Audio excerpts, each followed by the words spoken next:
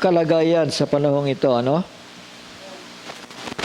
Mga berhen ay naghihintay. Alam nila ang pagbabalik ng Panginoon.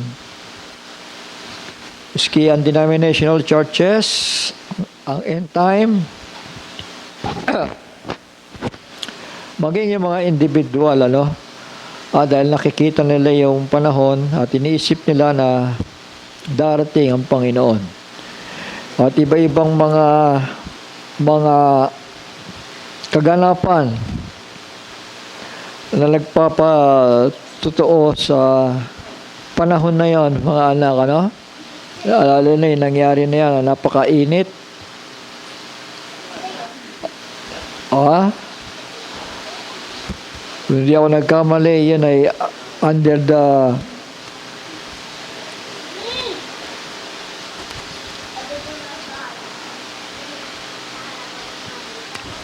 ito ba yung pinakamainit dito na naranasan sa panahon na yan ng dakilang kapigatian. Pero ito ay pagpapauna pa lamang ito ng Panginoon na may mga ganyang pangyayari. At nakita naman natin kung paano hindi na, sige anak, hindi na malaman ng mga tao, no? Kung ano ang gagawin nilang mabuti para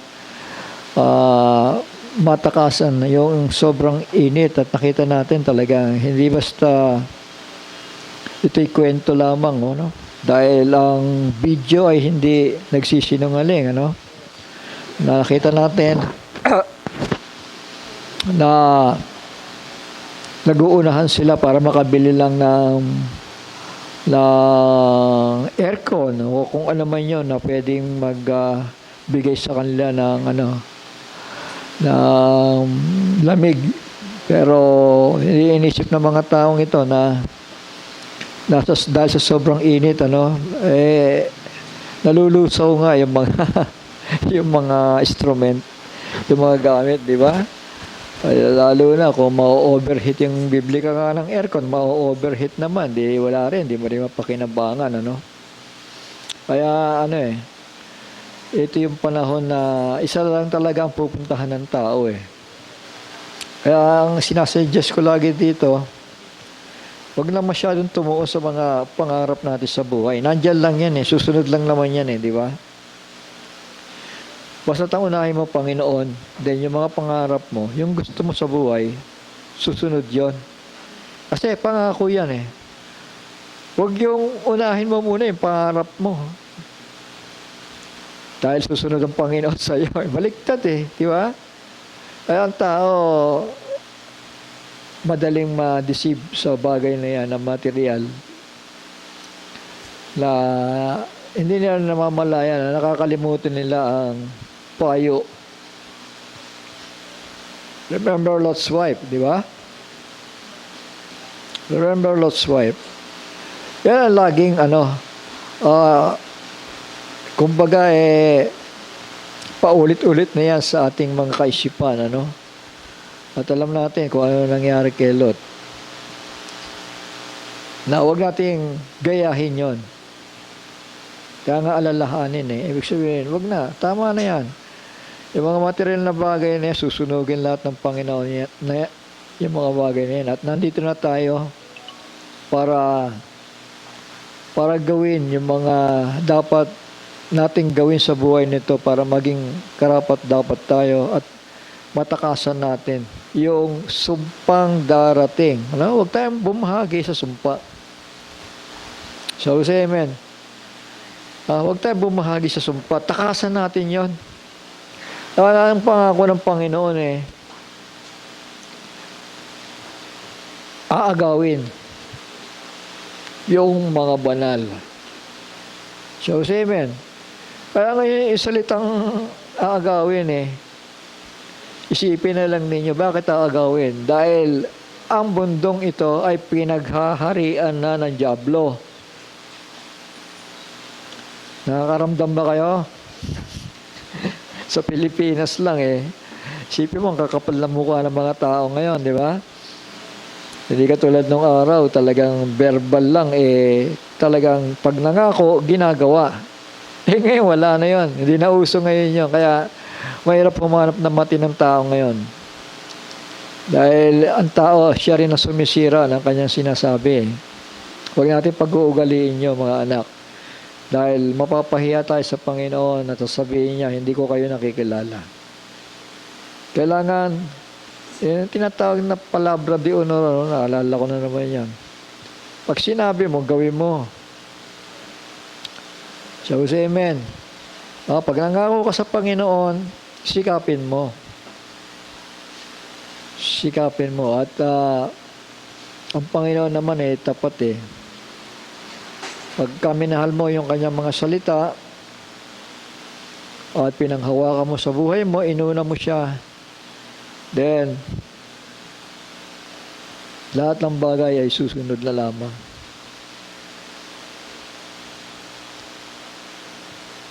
Kakain ka sa oras, siksik-liglig umaapaw nga eh. Tapos amen. Pagka nabahala ka, bibigyan ka ng problema niya ng pagkabahala eh. Kaya lahat ng kinain mo, madidrain lahat yun eh. So, amen. Lagi ka nagugutom, kain ka ng kain, pero hindi ka naman nabubusog. Dahil sinasayang mo sa mga walang kabagay-bagay, yung mga pagpapala ng Panginoon. Yung mga biyaya na yan, i-enjoy natin sa paglilingkod. Yun ang tunay na kagalakan eh. Di ba? Umaawit ka sa Panginoon, wala na lahat, nabura na lahat yung problema mo eh. Nagpupuri ka sa Kanya, hawak ka ng instrumentong ganyan, maya, nasa Kanya ka na. Wala ka na sa mundo. So say, praise the Lord. Amen. Ganun lang, mga anak. At magtiis tayo. Konting panahon na lamang. Konting panahon na lamang.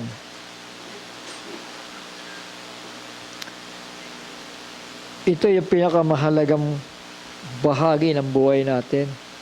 Alam niyo, mapalad tayo kasi parating ang Panginoon nag-iintay tayo di ba? Hindi natin kailangan mag-martyr kasi tignan mo yung mga panahon na to. Dahil sa tagal na pagparito ng Panginoon, inabutan sila ng mga kaaway, Ayan.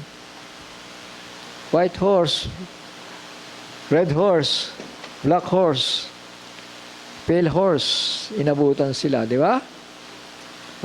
Palit tayo, may pangakong pag-agaw sa atin. Pag sumikapan natin yan, mga anak, at kailangan tayong kumilala sa mga salita niya. At sabi pa, it shall be that everyone who calls on the name of Yah shall be saved. Sino daw ang tumawag sa pangalan? Sa pangalan niya, So itong Yah na to, yung tetragrammaton ay nireplace nila ng salitang Lord. Shall we say amen? Bakit pinalitan nila ng salitang Lord? Dahil hindi na nila na-practice yung proper name na ibinigay sa kanila. Shall we say amen? Ibinigay kay Moises, una-una, para maisulat niya ang Torah. At yung bagay na yan ay nakarating sa atin. Para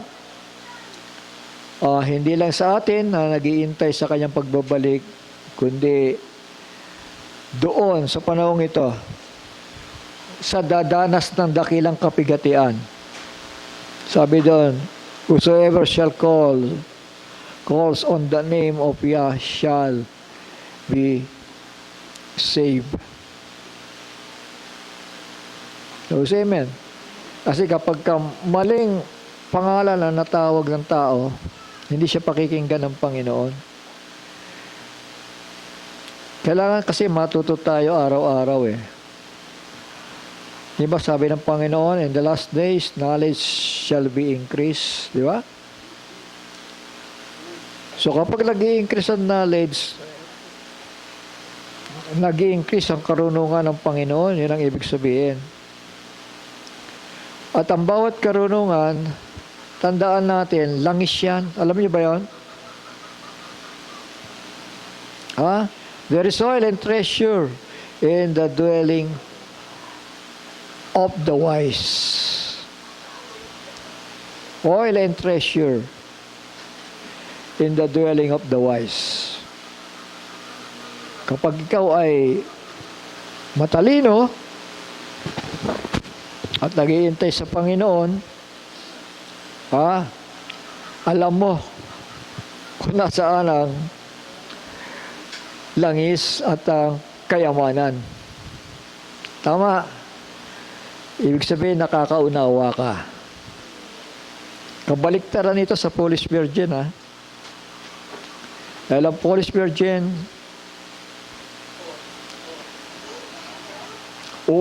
hindi sila aware. Wala silang pagnanasa na matuto sa Panginoon. Maaaring inisip nila, sabi ng Biblia kasi, sumampalataya ka at ikaw ay maliligtas, period. So hanggang doon na lang yung kanilang pananaw. Shall we say amen? There is oil and treasures.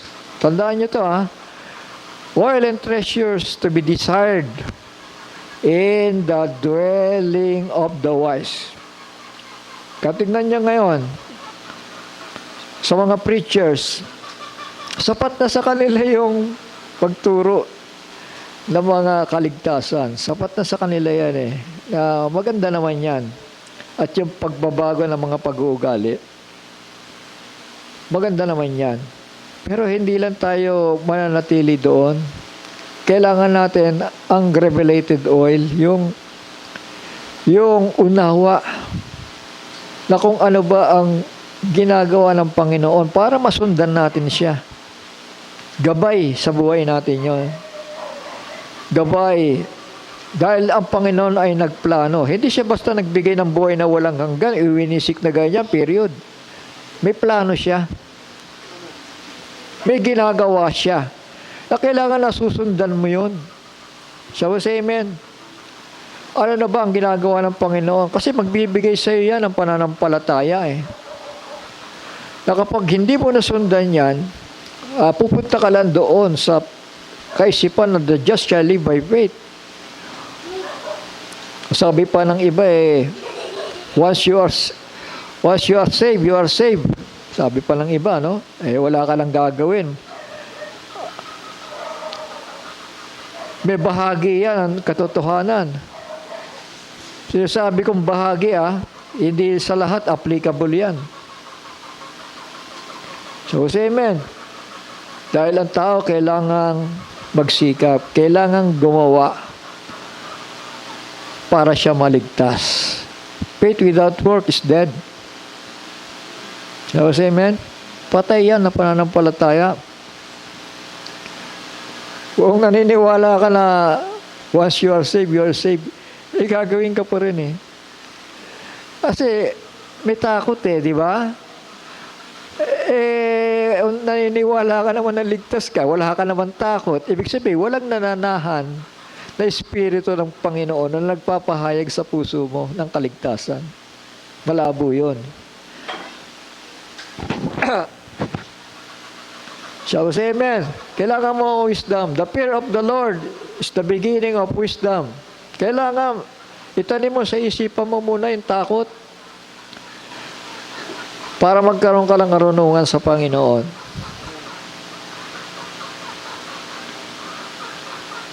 At kapag wala kang wisdom, magduda ka na. So, say amen. Wala malakad ka, naglilingkod ka sa Panginoon. Asan ba yung wisdom ko na wala na yata, naglaho na? Dahil kabiligtaran ng wisdom, kamangmangan yan So, say amen.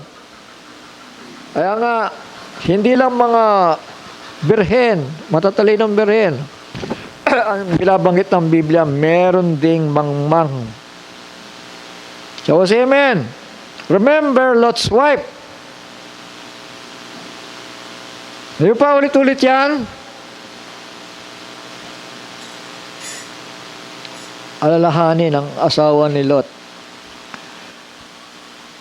Pinahalagahan ang mga bagay na walang kabagay-bagay. Di ba? Kung ikaw ay matalino, one word is enough for a wise man. Di ba? Matakot tayo sa Panginoon. Hahatol siya. Amen. Hahatol ang Panginoon. At hahatulan tayo base sa ating mga gawa. Kung mabuti ang ginawa mo, ang hihatol sa iyo, kabutihan din. Tama. Buhay, kaligtasan, kapayapaan. Pero kung nire-reject mo ang salita ng Panginoon na laging sinasabi, huwag pababayaan ang pagtitipon ng mga banal na tulad ng ginagawa ng iba. Mga kapatid, halos sa ulo ko na yung versikulo, no? Amen? Sana nakatanim sa puso natin yan, hindi lang sa kaisipan. Dahil kapag tinupad natin yan, nangangahulugang may takot tayo. Shall we say amen?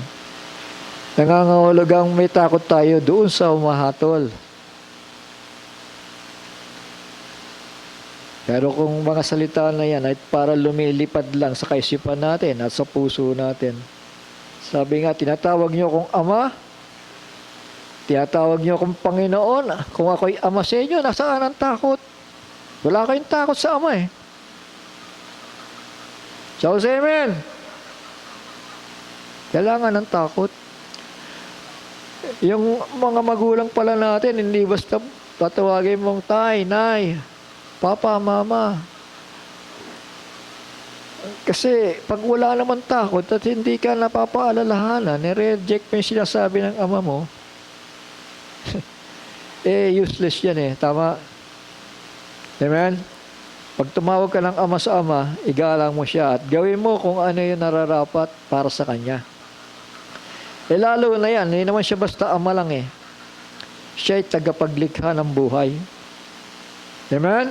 At ang nakakatakot pa nito, humahatol siya sa kalikuan ng tao. Kapag ang tao ay nagbaliwala, kapag ang tao ay hindi umunawa, kapag ang tao ay hindi tumalima, kapag ang tao ay hindi marunong magpatawad,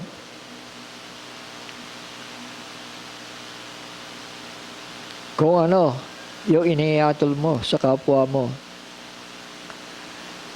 yan ang ihatol ng Panginoon sa iyo pagdating ng panahon.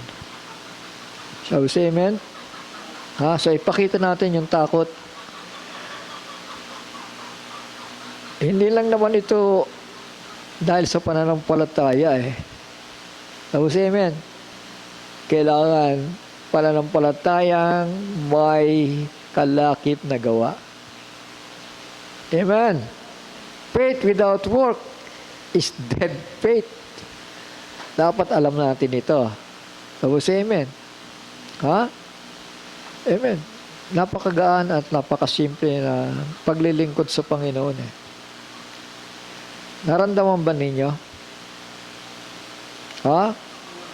Lahat ng ibulong mo nga lang eh, darating eh.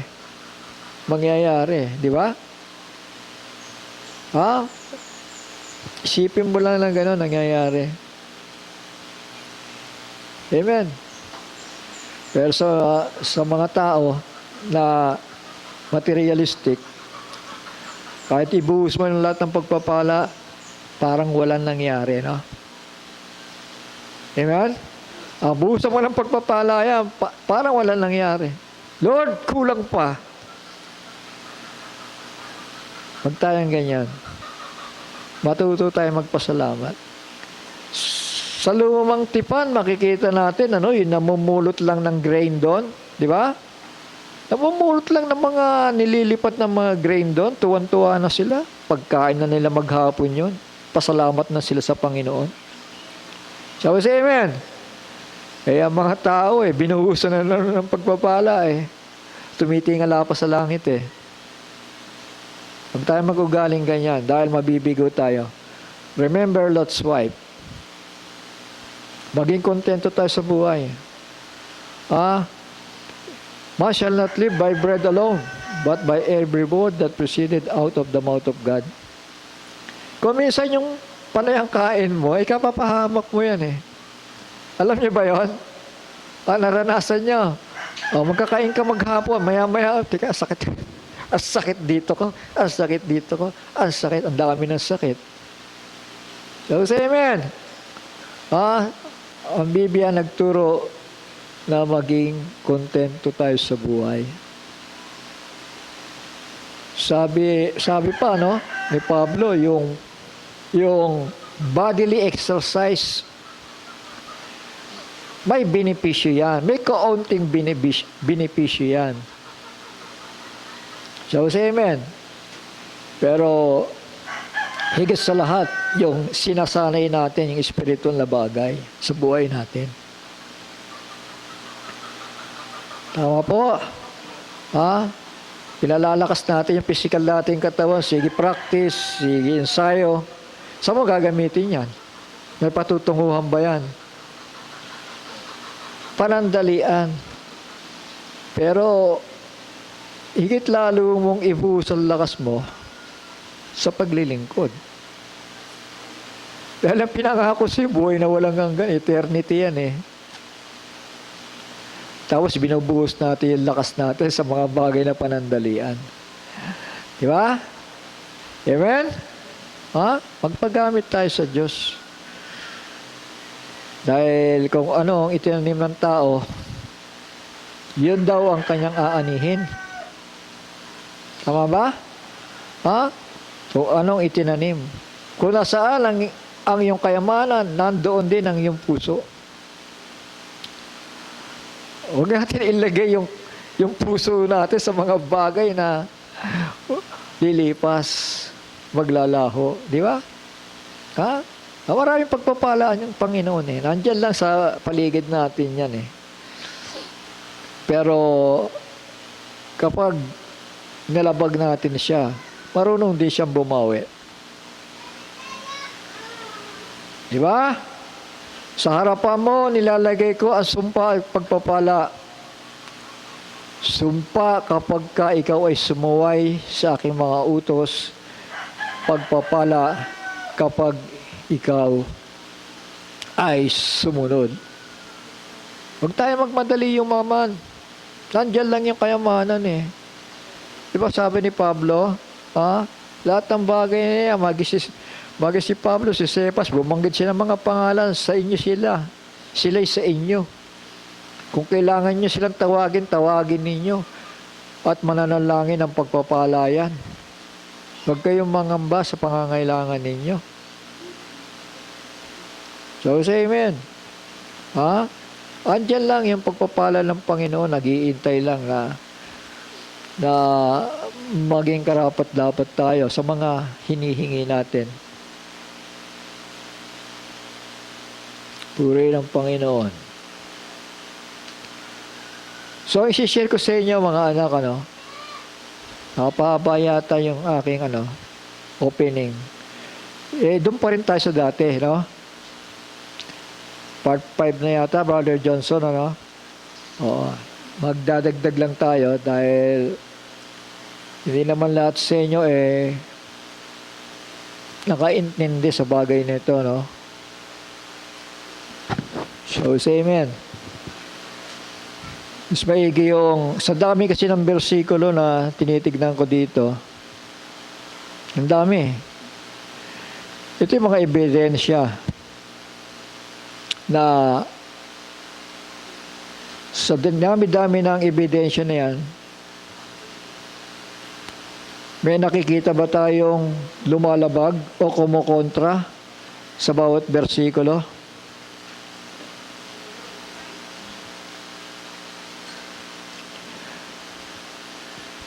Kung may mga tanong, magtanong.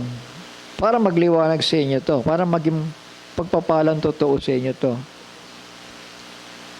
So, say amen.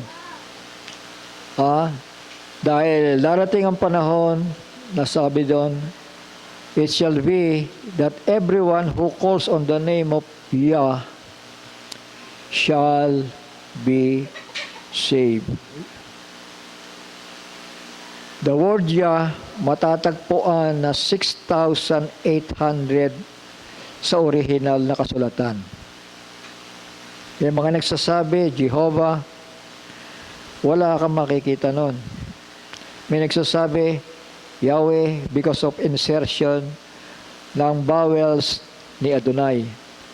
Yung mga nagsasabi naman, Yah, Yahweh, may nagsasabi naman, Yahoo.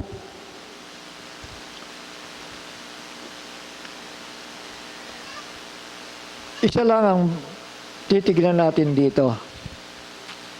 Yung nananatili. Sabi niya kasi, yung salita niya ay mananatili hanggang may sinag ng araw. Yung ano niya, yung pangalan niya, mananatili.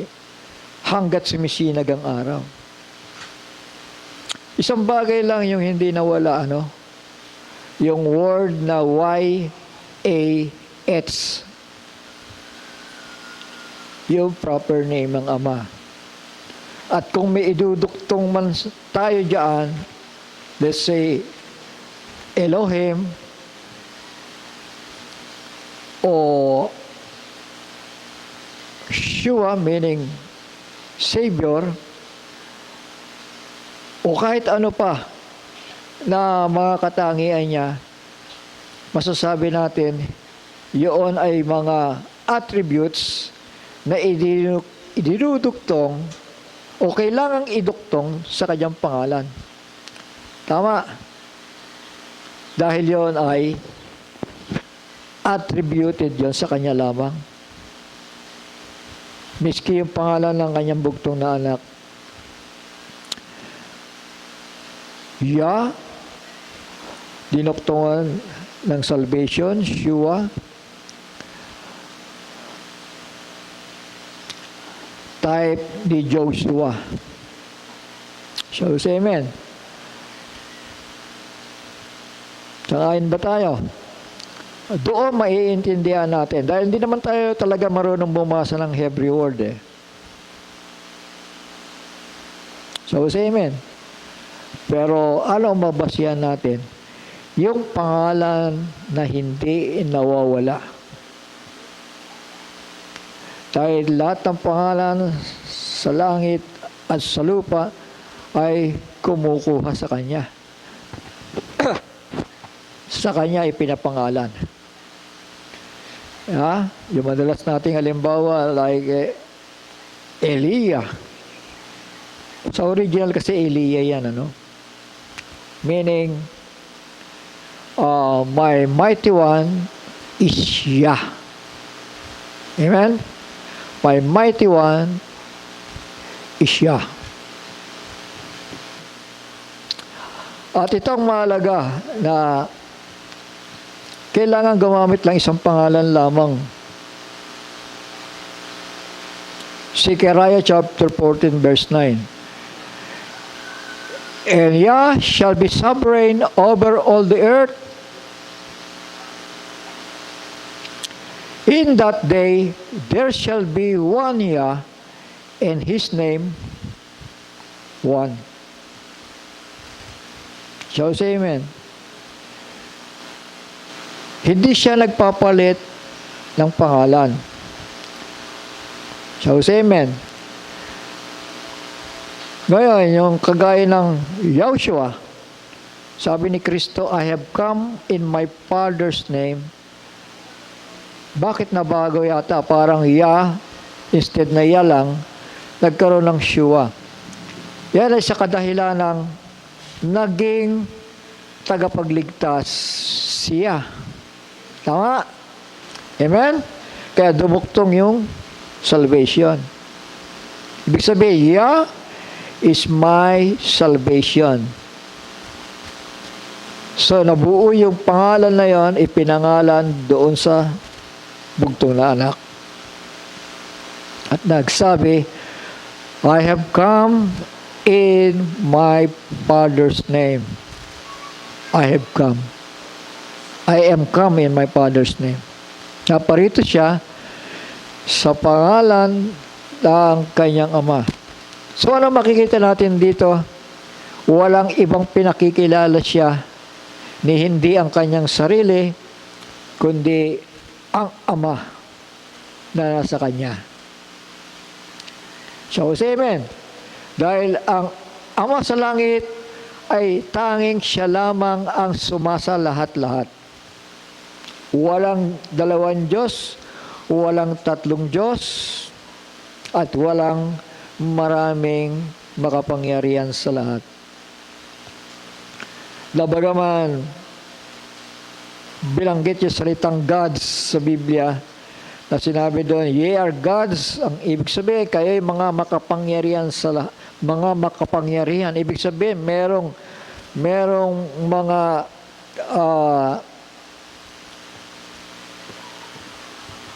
kakayahan para magpakita ng mga tanda ng Panginoon. Ye are gods, sabi, para hindi masira ang kasulatan. Sabi ng Panginoong Jesucristo or Yahushua, ye are gods. Sabi ng Ama yan. Kaya yung God ay hindi pangalan. Malinaw po. Yun ay attribute ng makapangyarihan sa lahat. Katangian niya ni Yah. Shall we say amen? And Yah shall be sovereign over all the earth. In that day there shall be one Yah, and His name one. Isa lamang ang pangalan niya. Tutuloy-tuloy natin, sige, dito para mabasa niyo,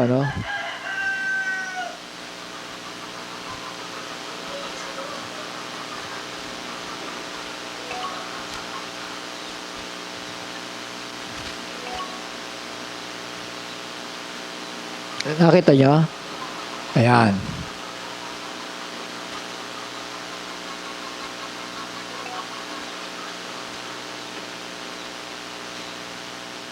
Ayan. Basa tayo.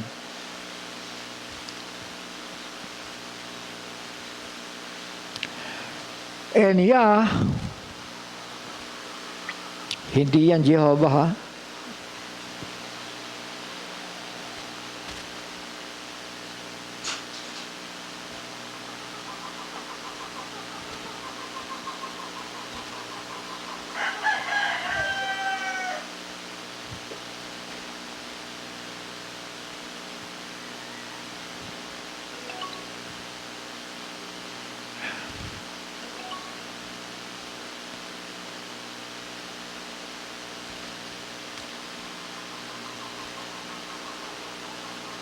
Dala lang. And Yah shall be sovereign over all the earth. In that day, there shall be one Yah, and His name one.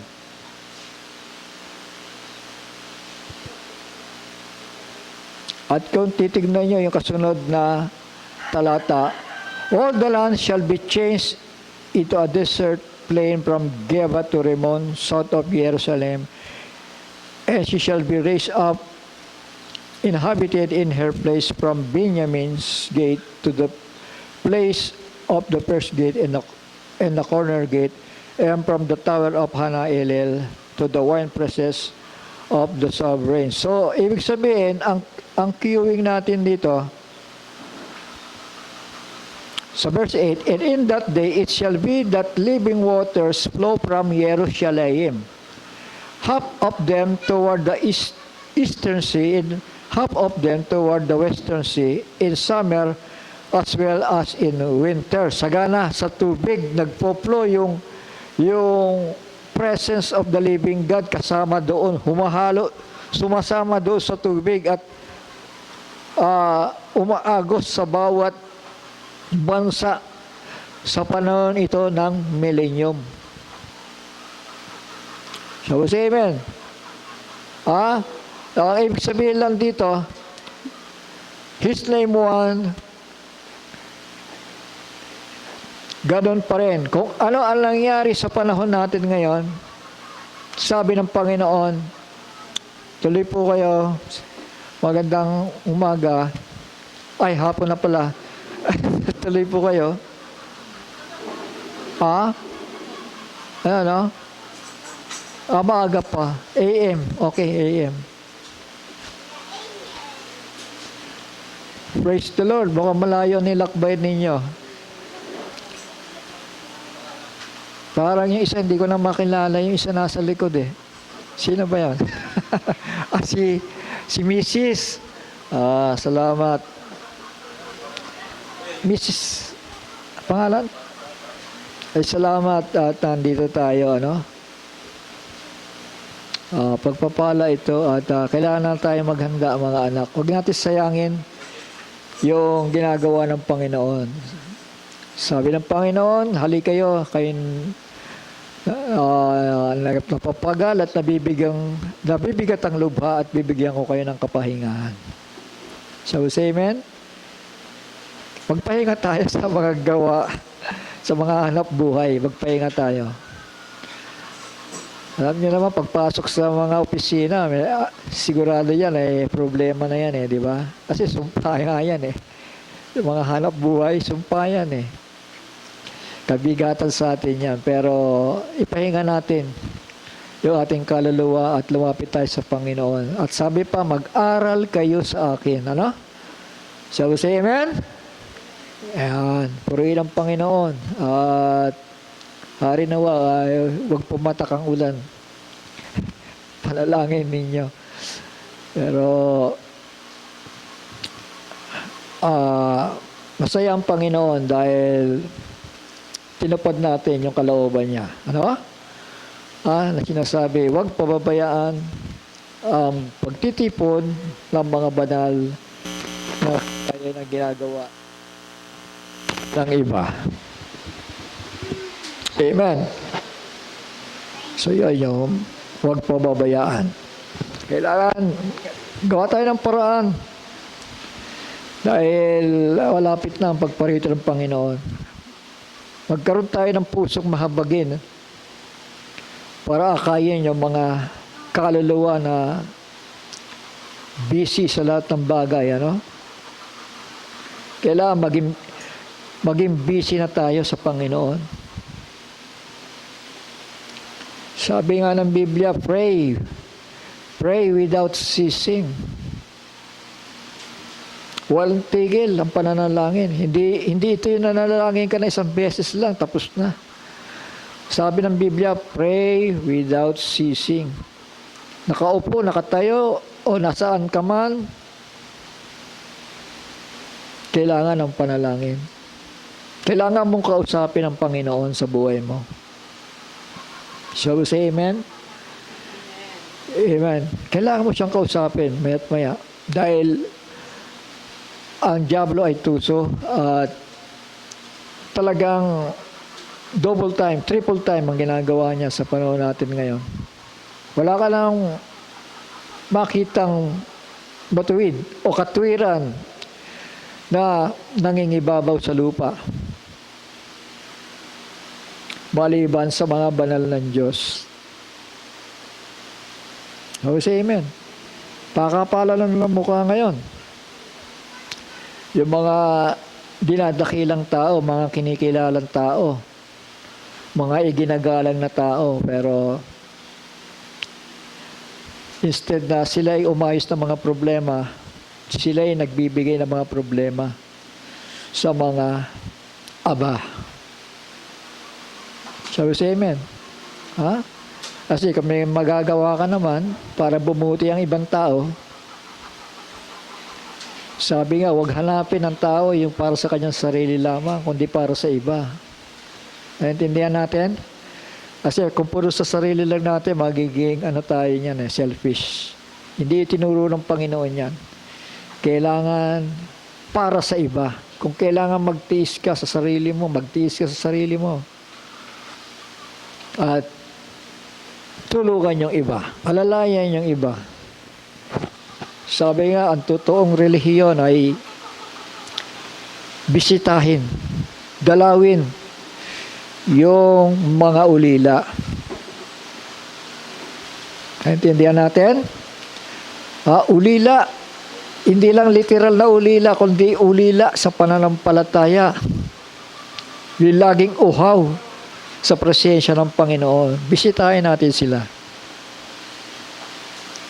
Yun ang totoong relihiyon. Dahil ang ibig sabihin ng relihiyon ay yung panunumbalik natin sa ating Ama na nasa langit. Pure religion is to visit the fatherless. Huwag natin pababayaan sila na nandun sa sulok, sa cellphone. Inuubos ang panahon, inuubos ang oras. Darating ang Panginoon, hahatol. Di ba natin naiisip yun, ano? Di ba? Parang doon pa lang sa kanilang pamamalagi doon sa cellphone at doon sa mga laro na hindi naman nakakatulong. Para mo nang iniisip na konting panahon na lang ay alam niyo na ang pagtatapunan sa inyo. Huwag naman mangyayari ang ganon. So say amen. Whosoever shall call on the name of the Lord shall be saved. Whosoever shall call on the name of Yah shall be saved.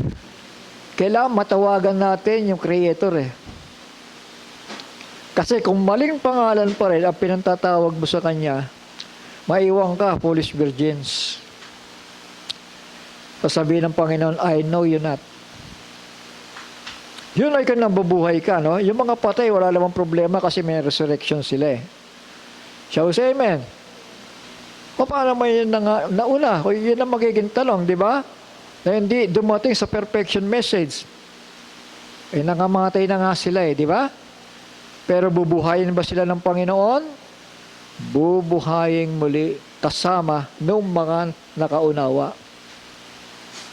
Dahil ang kaibahan lang nila, yung mga nakaunawa at dumating sa panahon ng pagparito ng Panginoon, ang reward lang nila, hindi sila nakaranas ng kamatayan. So say amen.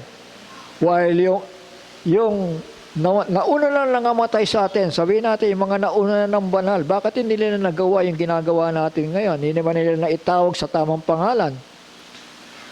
Alam mo, ang Panginoon sa panahon ng ignorance ng tao nagpapasensya siya.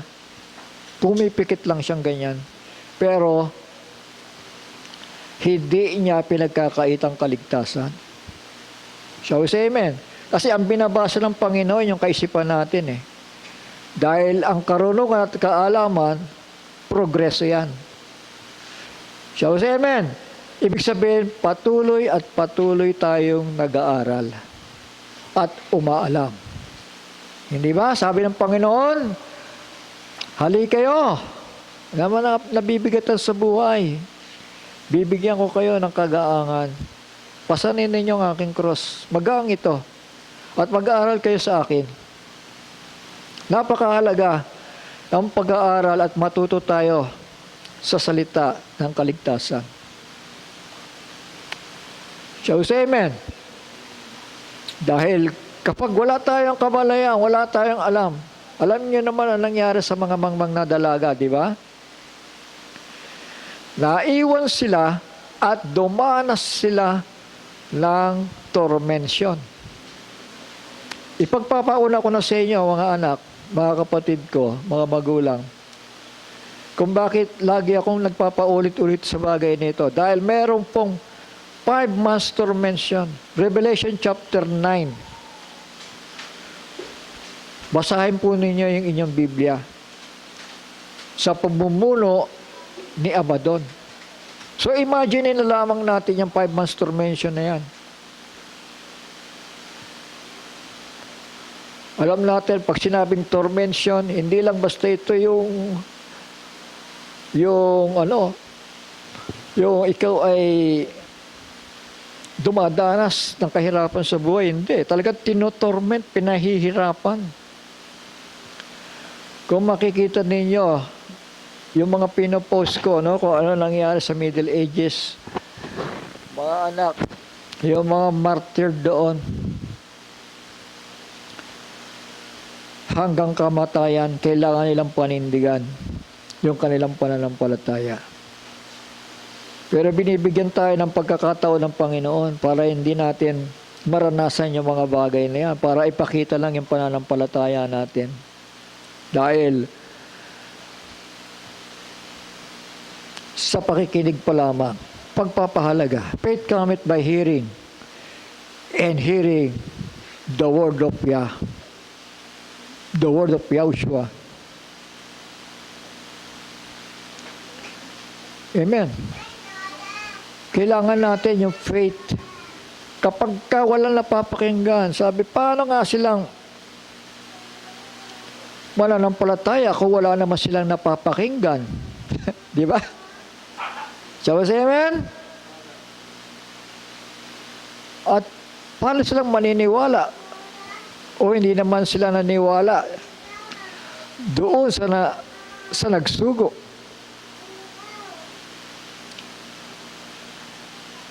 So, kailangan natin yung pagtitiwala. Kailangan natin yung pananampalataya. So, amen. Hindi lahat ng taong nangangaral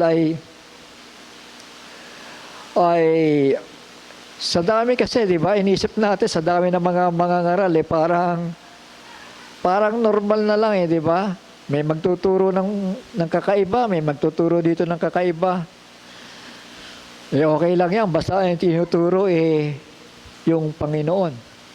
Tandaan natin, maraming deceiver sa end time. There shall rise false Christ and false prophets, and shall deceive many. Para hindi ka madaya, sabi ng Panginoon, mag-aral kayo sa akin. Kailangan natin magbuklat ng Biblia. Kung hindi ka makapagbuklat ng Biblia, sabi, pakikinig. Faith cometh by hearing and hearing. Patuloy na pakikinig yun. Kaya hearing and hearing the word of God. The word of the Almighty. Kasi may ibon Alam niyo may ibon na itim? Yung uwak? Wise yun. Lumilipad yun. Tapos tinutuka sa puso ng tao yung mga binhi ng salita. Tinutuka niya yan para mawala. Kaya kapag hindi ka mapagbantay sa buhay, magigising ka na lang. Ano ba yon? Titingala ka sa langit. Ano ba yon? Kailangan yung salita ay tinatali sa leeg, di ba? Sabi ng Panginoon, di ba? Itali daw sa leeg. Pagka tinali mong ganyan, ibig sabihin, hindi mo siya pababayaang mawala sa iyo. Shall we say amen? Kasi buhay yan Sukat ng pananampalataya yan. Yung bawat salita ng Panginoon,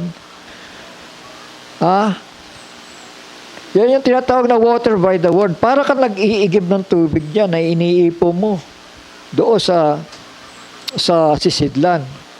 Ha? Iniipon mo yung mga salita na yan. At habang iniipon mo yan, yan ngayon ang magbibigay sa iyo ng kaligtasan. Dahil yan ang magre-remind sa iyo. Habang lumalakad ka sa ibabaw ng lupa, yan ang magre-remind sa iyo. Pero kung wala yung tubig na may salita, sabihin natin, meron ka, ganun lang. Natuyo. Di ba?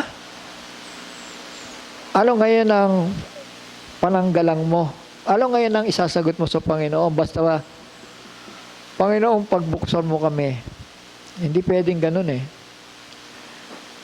Karamihan na tumutok-tok doon, mga anak, mga kapatid, naiwan. Isa lang ang sinagot ng Panginoon, hindi ko kayo nakikilala. Kaya mahalaga na kilala natin yung pangalan na ating tinatawagan. Dahil nasa gayon, kasi di mo naman pwedeng tawagin yung isang tao sa hindi naman niya pangalan eh. Diba? In that day, there shall be one Yah, or one Lord, King James, and His name one. At sabi pa ng Panginoon, aalisin niya yung mga pangalan ni Baal doon sa ating mga bibig. So kung alam na natin yung tamang pagtawag sa Kanya, gawin natin kayamanan nito. Kasi, in that day, there shall be one Yah, or one Lord, and His name, isa lang. Walang maraming Lord. Walang ibang pangalan na ibinigay sa silong ng langit, kundi ang pangalan ni Yahushua. Meaning, pag sinabi kong Yahushua, iyan ay Hebrew word yun, ano? Meaning, Yah became a Savior. Shall we say, Hallelujah? Alam nyo, bata pa ako yung salitang hallelujah nabibigkas ko na. Hindi ko lang alam kung ano ibig sabihin nun Nangyari ba sa inyo yan? Pupunta ka ng simbahan, labas-pasok ka hallelujah ka ng hallelujah. Hindi mo pala naintindihan Di ba? Pero ngayon malinaw. Hallelujah meaning praise ye Yah. That is the name of the Almighty. His name is Yah. Amen.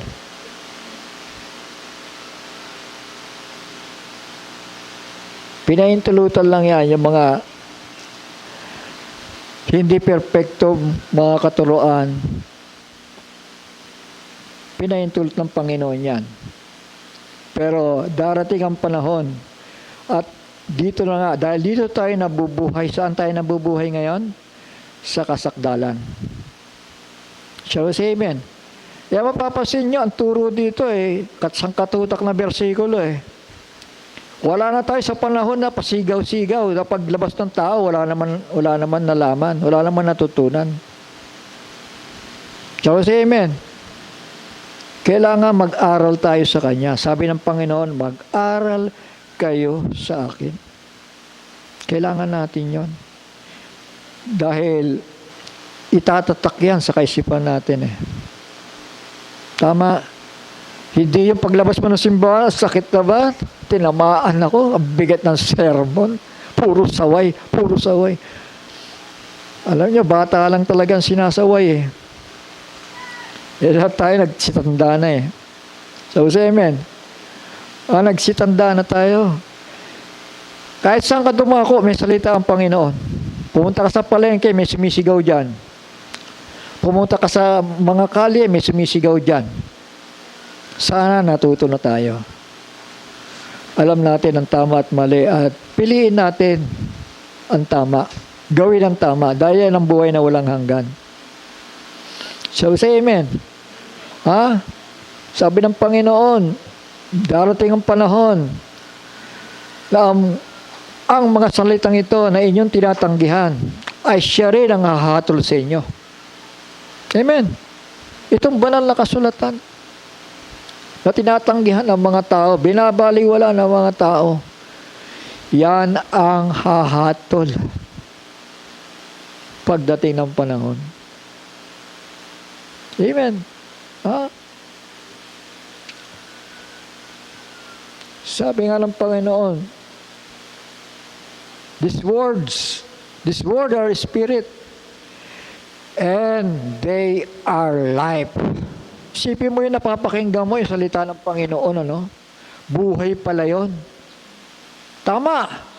Na kapag yung word na yun, yung salita na yun, napakinggan mo, huwag mong palalakpasin sa puso mo. Papasukin mo. So say amen. Sa puso't isipan mo. Para matuto ka sa paglakad sa Panginoon. Dahil diyan ka magkakaroon ng buhay na walang hanggan. Hindi yung nagsalita ang Panginoon sa kalye, sa simbahan, o kung saan man. Pero pumasok dito, lumabas lang doon. Huwag natin sayangin ang buhay. Tama. Ha? Yung salita daw niya ay buhay. Ini-accumulate mo yon, iniipon mo yon. Iniipon mo yung karunungan na yon para maging malaking tao ka. Shall we say amen? Man shall not live by bread alone, but by every word. By every word that proceeded out of the mouth of God. Kung sa literal, di ba, kumakain tayo, lumalaki ang katawan natin, lumalaking tao tayo, di ba? Sa literal yon. Amen? Ganon din po sa spiritual. Shall we say amen? Paano mo malalaman na sa spiritual ay lumago ka na, lumaki ka na? Malalaman mo yung pag nag-increase na yung wisdom and knowledge mo. Marunong ka lang mag-desisyon ng tama. Hindi ka na nalilito. Pero kung nalilito ka pa rin at hindi mo alam kung tama at mali na gagawin, kailangan mong ipunin pa. At araw-araw nag-aaral tayo sa Panginoon. Di ba? Ha? Sabi niya, mag-aral kayo sa akin. At tayo na sa perfection, panahon ng perfection ito, panahon ng kasakdalan nitong kinabubuhayan natin, mga anak. Hindi ito panahon ng kautusan na ibinigay kay Moises. At hindi ito panahon ng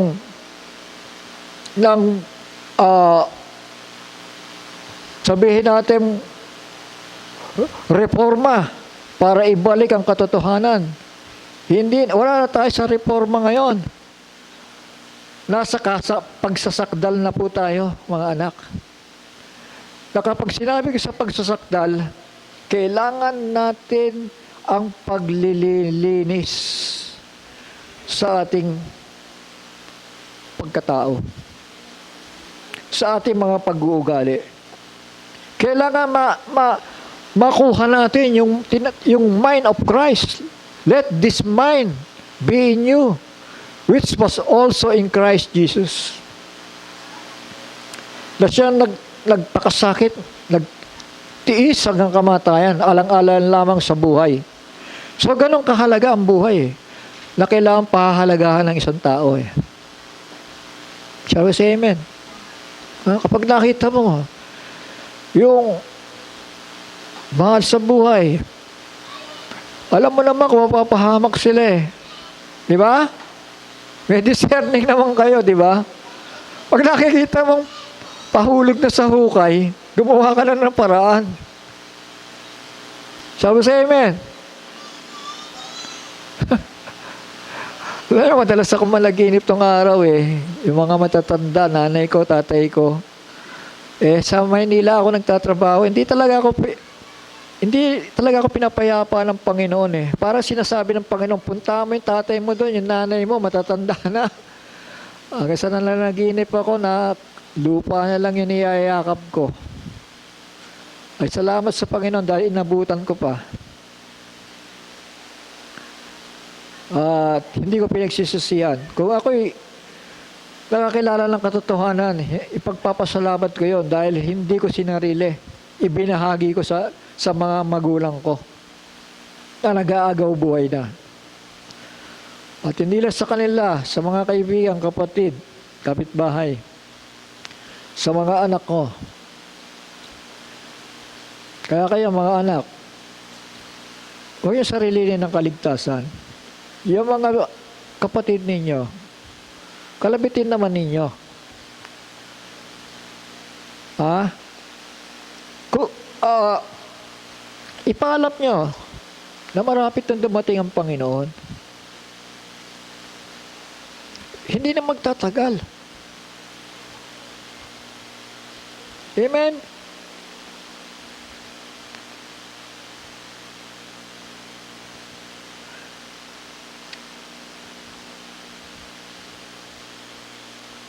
Ang pagparoon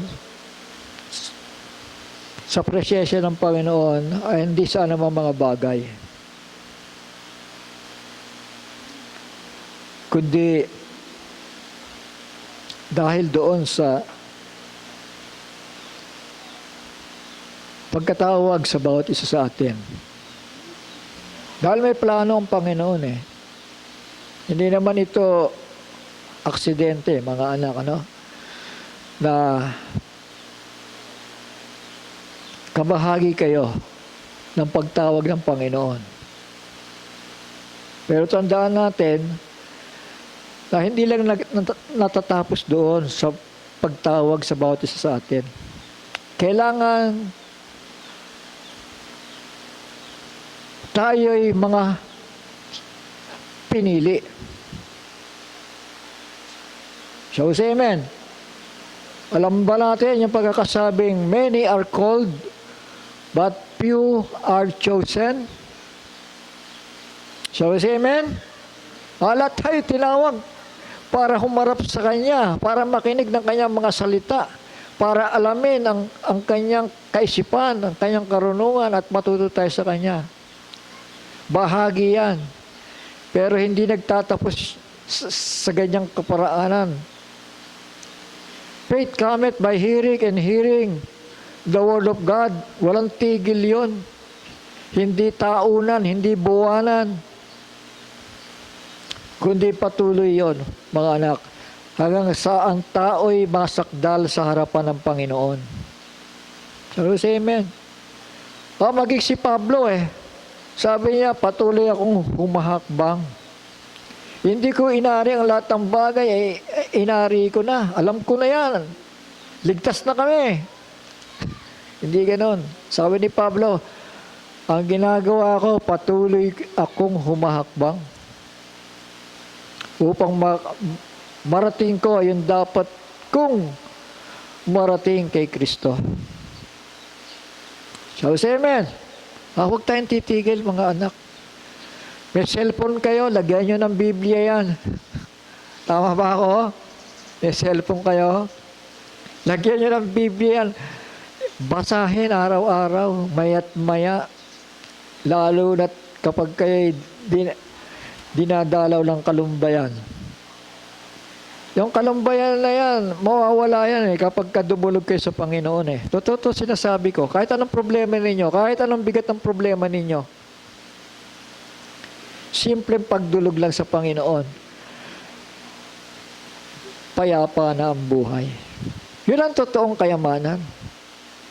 Hindi yung mga bagay, mga kapatid, na pinapasok natin sa mga bibig natin.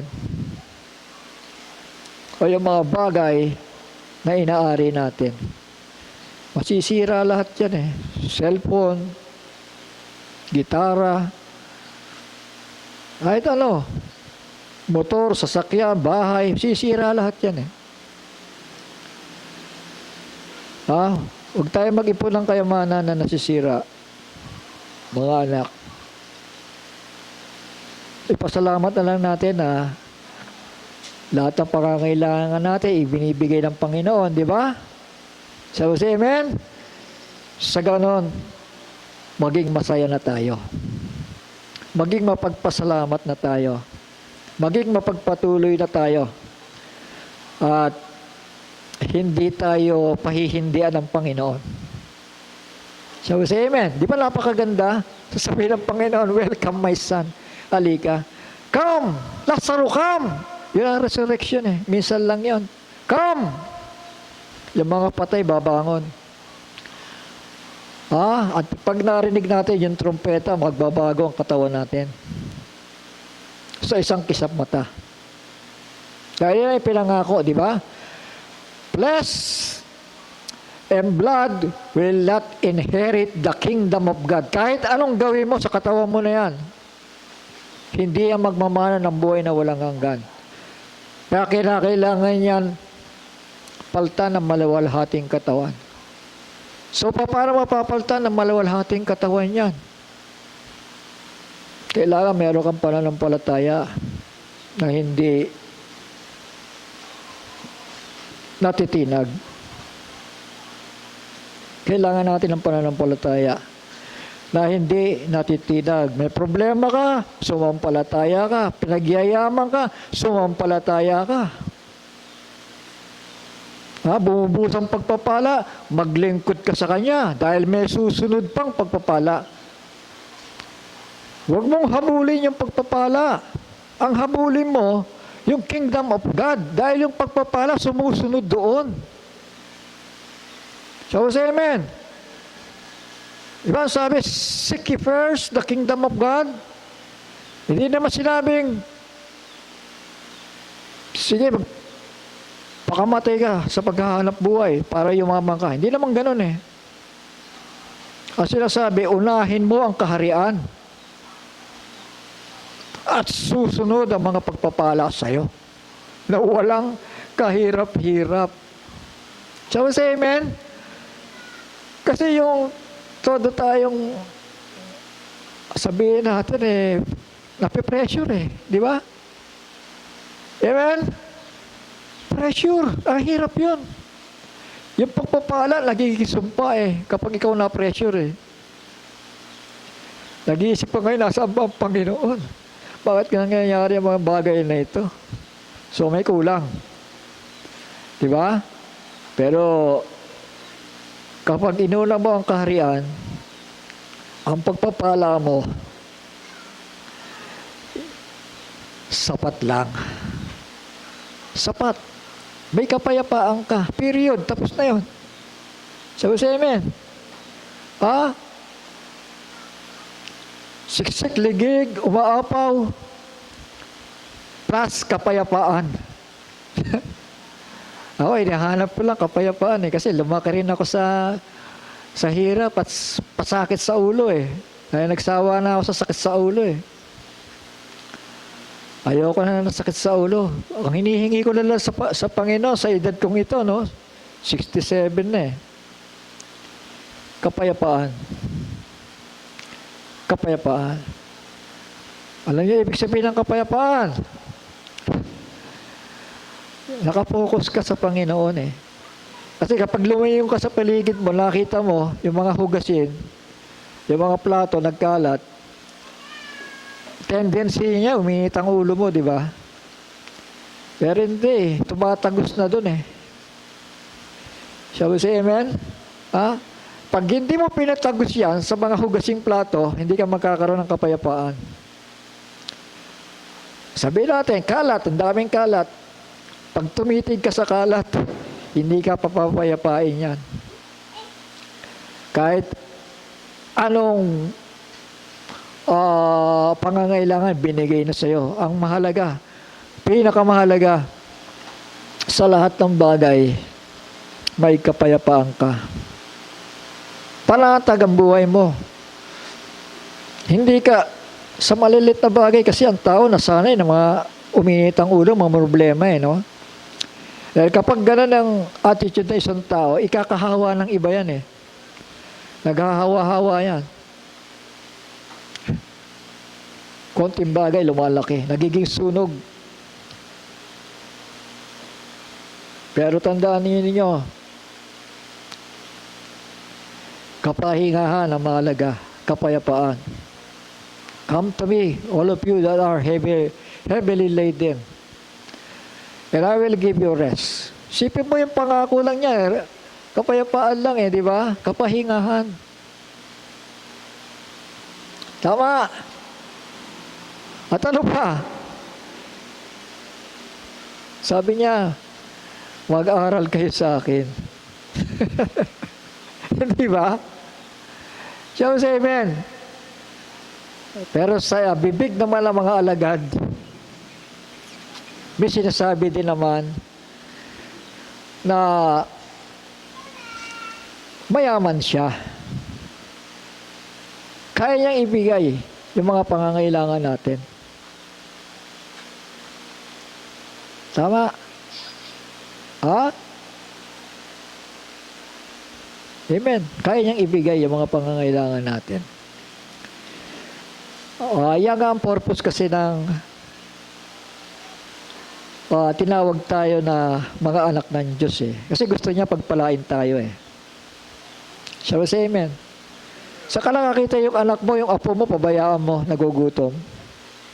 Hindi ka papayag, di ba? So, gano'n lang Ama sa langit. Yung pagpapala niya, nasa harapan lang natin. Ang kailangan lang,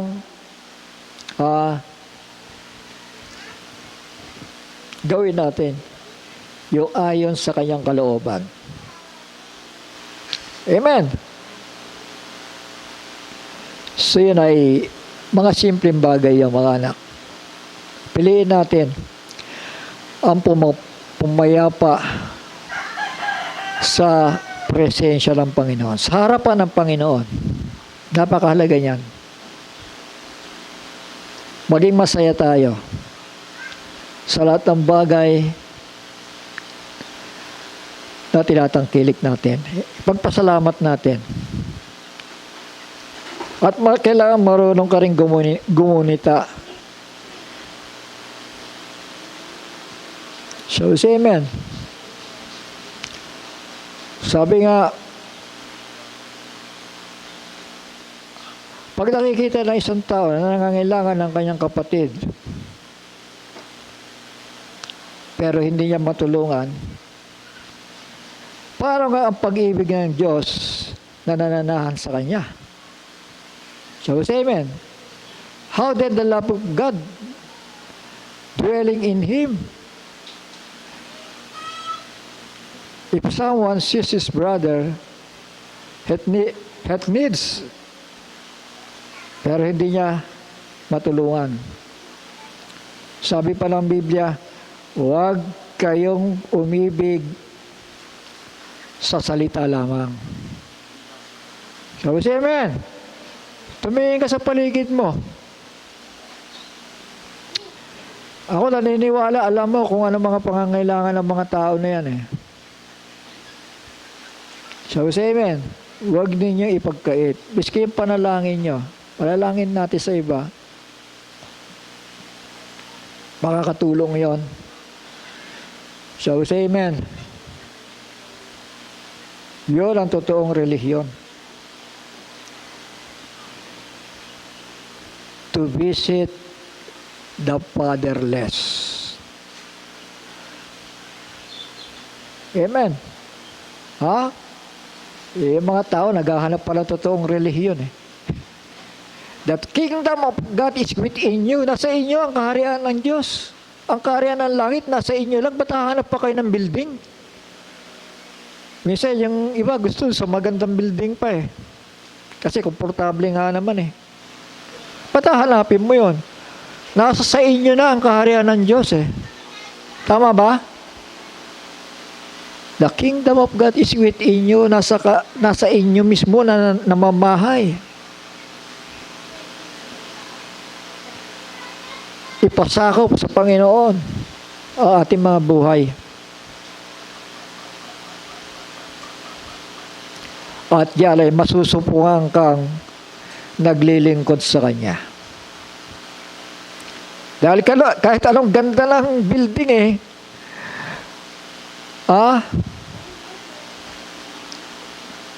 kung lumalagpas lang yung yung utos ng Panginoon, yung pinagagawa ng Panginoon, lumalakpas lang.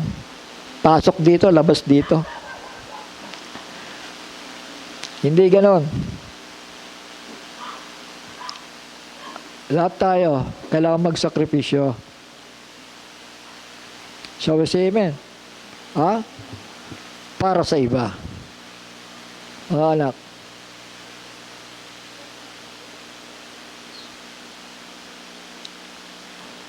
So, tamang pagsamba, tamang pangalan na itatawag natin sa Kanya. Dahil sabi nga ng Panginoon, aalisin ko sa mga labi ninyo yung pangalan ng mga Baal na sinasamba ninyo. Ibig sabihin, minsan ang mga anak ng Diyos gumagamit ng iba't ibang pangalan na hindi naman ibinigay ng Panginoon. Shall we say amen? Iba't ibang translation sa Bible, iba-ibang interpretation, pero hindi naman ayon sa kalooban ng Ama.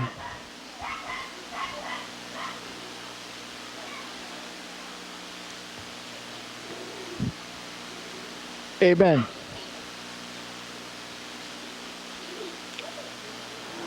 Proverbs chapter 30 verse 4, sabi dito, who has gone up to heavens and come down? Who has gathered the wind in his fist?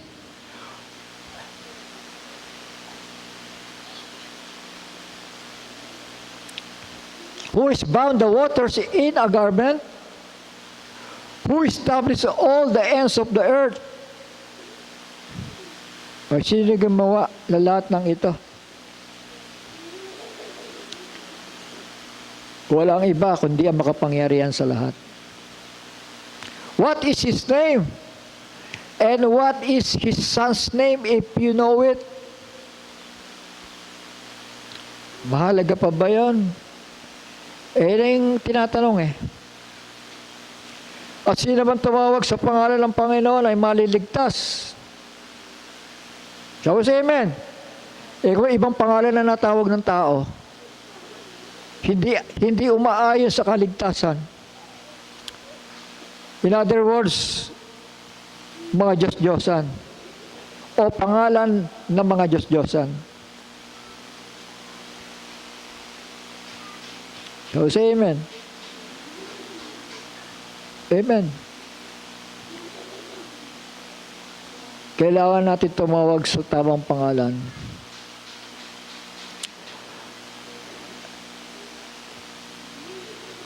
Acts chapter 26, verse 14 to 15. Sino nakakilala kay Pablo?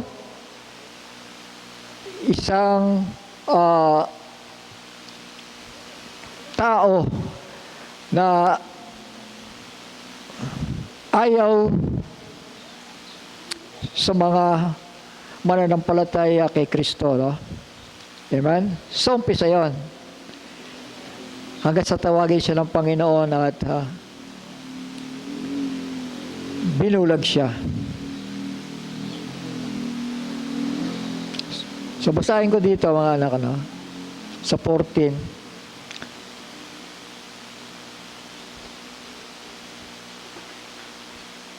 Ito yung kwento niya Alam niyo siguro yung kwento niya, di ba? Na naglalakbay siya. Ito sa 12. Simulan ko sa 12. While thus engaged as I was journeying to Damascus yun, with authority and commission from the chief priest, si Pablo po ay humihingi ng permission sa mga pare at sa Roma para i-persecute itong mga mananampalataya ni Kristo. At midday, along the highway, O sovereign, I saw a light from heaven, brighter than the sun shining around me and those who journeyed with me. Ayan. Nagliwanag sa daanan nila. And when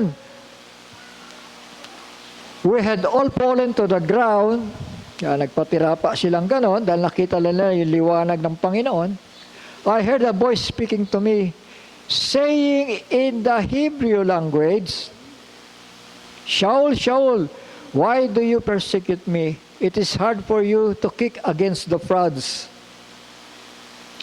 And I said, who are you, Master? And he said, I am, Yahushua, whom you persecute. Sinabi niya kung ano yung pangalan niya, di ba? Dahil yung pangalan niya, ito yung pangalan ng Ama sa kanyang pagtubos. Sabi ng Kristo, I have come in my Father's name. Naparito siya sa pangalan ng kanyang Ama.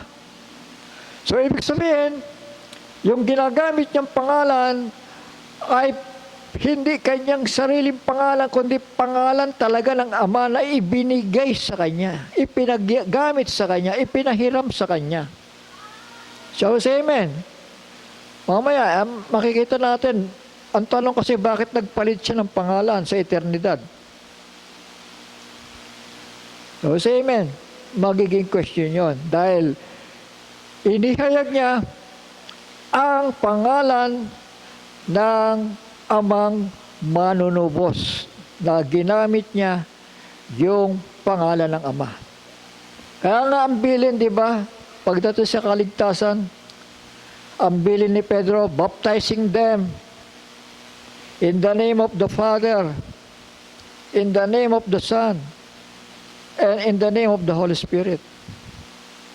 E nung nagbautismo sila, isang pangalan lang naman ang ginamit. So say amen. At hindi naman sinabing baptizing them in the names. Bawat isa kasi nun, isa lang ang pangalan na gagamitin. Tama. So say amen. Walang maraming pangalan na sukat ikaligtas ng tao sa kasalanan. Isang pangalan lang. And that is the name of Yahshua, meaning salvation. Shall we say hallelujah? Di ba? Tumanda na nga lang tayo. Hindi natin alam kung ano ibig sabihin ng hallelujah. Yung pala, praise ye Yah. Amen. Ako, meaning ko, tumanda na lang ako.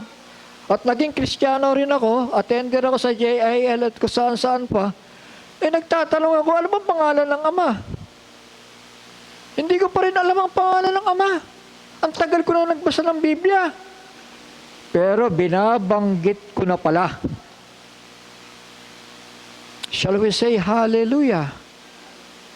Ba't mahina? Alam niyo ba, pag sinasabi niyo yung hallelujah, nagpupuri kayo sa Ama na tagapaglikha ng ating buhay. Amen!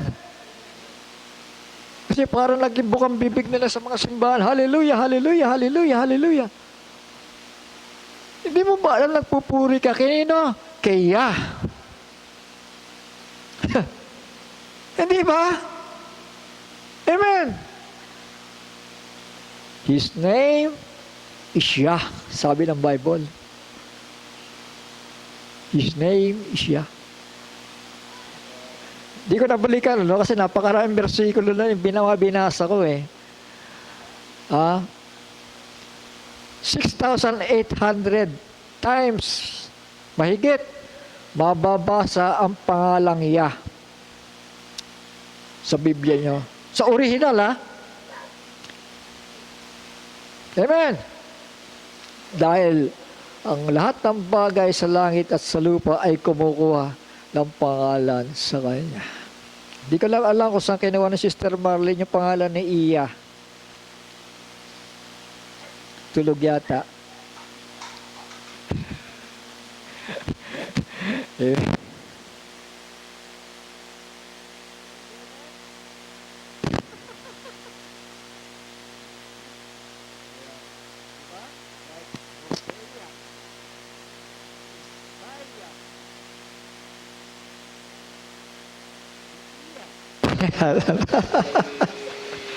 Amen. So yun. So nagtanong si Pablo, and I said, "Who are you, Master?" And he said, "I am Yeshua, whom you persecute." So ano yan? Yung usapan nila, wikang ano yun? Hebreo. Tama po. Wikang Hebreo yung usapan. Kaya wala naman letter G sa wikang Hebreo. Kaya yung Joshua, pag sa Hebrew form ang Joshua, Yahshua. Sabi sa amen. Yan ang tamang pronunciation. Sige po mga anak. Naiba yung message ko, no? Ito, paspasan ko na lang dito, no? Kasi, ang purpose ko, yung mensahe, papakita ko lang yung paano tinirace yung pangalan niya magmula sa Old Testament magmula kay Moises, hanggang pagparito ng manunubos, hanggang sa dalawang propetang ito, at hanggang eternidad. Yun lang talaga ang purpose ng message ko, pero naiba ako. Ngayon, dahil Hebreo, yung dalawang huling propeta ni Israel, nagawa niyang itatak yung pangalan ng Ama sa 144,000 na mga Hudyo. So, say amen. So, ibig sabihin, yung dalawang Hebreo na to nalilitaw sa harapan natin. Ano? Itong presenteng panahon natin, bago mag-rapture, aabutan natin ito. Ito ang pinali sa half-hour silence. Ano? While sa atin, ibinigay ang pahayag sa pangalan niya because of the proper name, Yah. At nakakabit yung attribute sa pangalan na yon. Talong ko na lang, Revelation 19. 19 verse 1. And after this I heard a loud voice. Nahihirapan yata siya. Idali na lang sa loob kung ano, anak. After this I heard a loud voice of a great crowd in heaven. So nakita ni Juan sa spirit world, nagpupuri na yung mga tinig na ito, no? Great loud voice in heaven. At sabi nila, hallelujah, deliverance and esteem and respect and power to Yah, our Elohim, because true and righteous is His judgment, because He's judged the great whore. Dito yun, sa Great Tribulation. Yung salitang hallelujah, tumagos. Shall we say amen? Dito. He has judged the great whore, yung RCC, Roman Catholicism, who corrupted the earth with her whoring.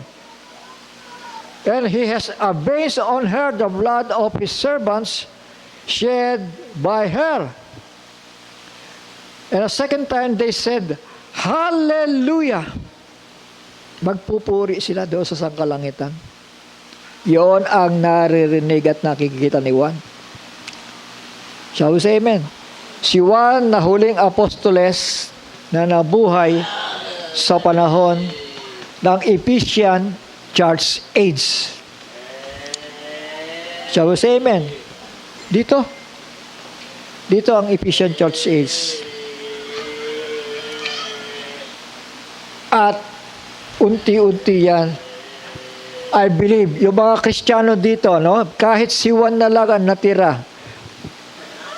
at ipamahagi ang aklat na ito sa mga kaiglesiyahan, I believe. Dahil dito lang galing eh. Sa first age eh, yung tamang katuruan eh, di ba? Ha? Ng aklat ng pahayag eh. Sa pangunguna ni Juan. Siya nagpatuloy na gawa ni Pablo. I believe. Yung sumulat nito, na ipangalat niya sa 7 iglesia, yung katuruan ng banal na aklat. At ang higit sa lahat, yung kanya naririnig, yung salitang Hallelujah na nagpupuri sa kanyang pangalan. So say amen. Amen. Tandaan natin, whosoever shall call on the name of the Lord shall be saved. Kailangan alam mo yung proper name niya. Kasi napakaraming Lord eh. Ha? Kaya specific ito eh. Hallelujah eh. Tama. Shall we say amen? Ha? Specific ito. Tiyak ang pangalan na kanilang pinupuri at sinasamba. Shall we say amen? Tiyakan yan.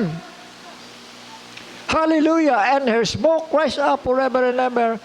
And the 24 elders and the 4 living creatures fell down, worship Elohim who sat on the throne, saying, Amen. Hallelujah. And the voice came from the throne saying, Praise our Elohim, all you his servants, and those who fear him, both small and great. And I heard as the voice of a great crowd, as the sound of many waters, and as the sound of the mighty thunder, saying, Hallelujah, for Yah El Shaddai reigns. Ito po yung huling aklat ng Biblia ninyo, ng Biblia natin. Shall we say amen? Amen.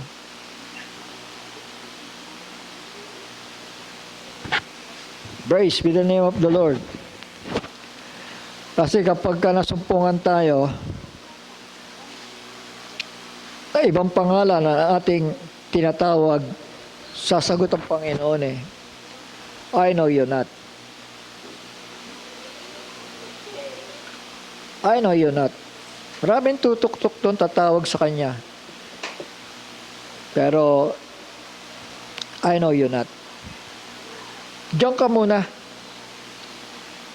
Dahil, matuturuan ka ng dakilang kapighatian.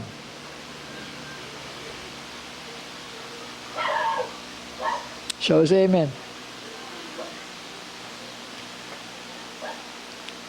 Napakahalaga mga anak, ano?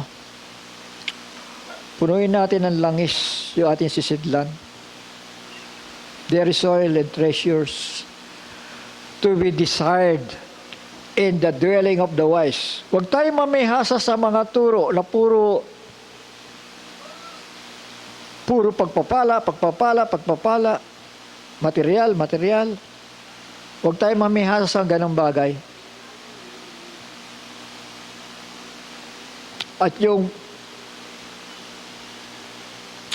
mahuhusay na pananalita.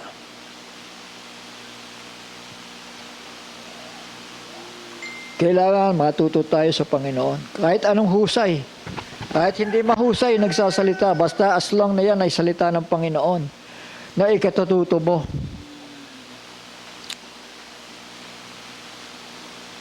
Gawin natin kayamanan. So say amen. Amen. Purihin ang Panginoon. So, naniniwala ako na siguro huli na ito. Pero dito, no, maiksi lang ang panahon na yan, simula dito. Kaya ka gumapang ang Christianity, no? Amen? Dahil sa First Charles Age. Pero, tandaan natin, may sorry. May panahon ng pagdilim.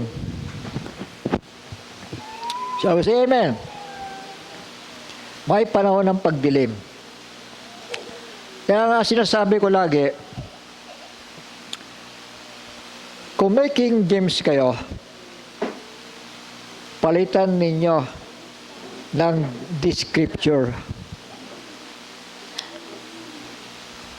International Research Version.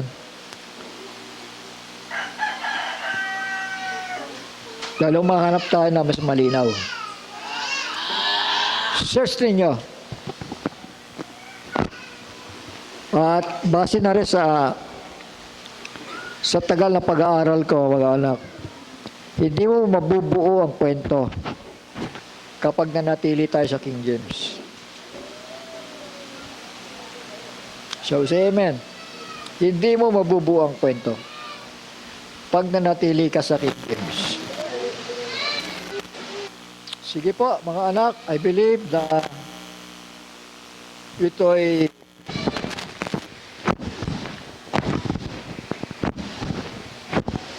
naintindihan na natin at magpasalamat tayo sandali sa ating mga narinig. Purihin ang Panginoon, ang maraming banal na nasa langit. Muli, Ama, ay nagpapasalamat kami sa araw na ito, Panginoon, sapagkat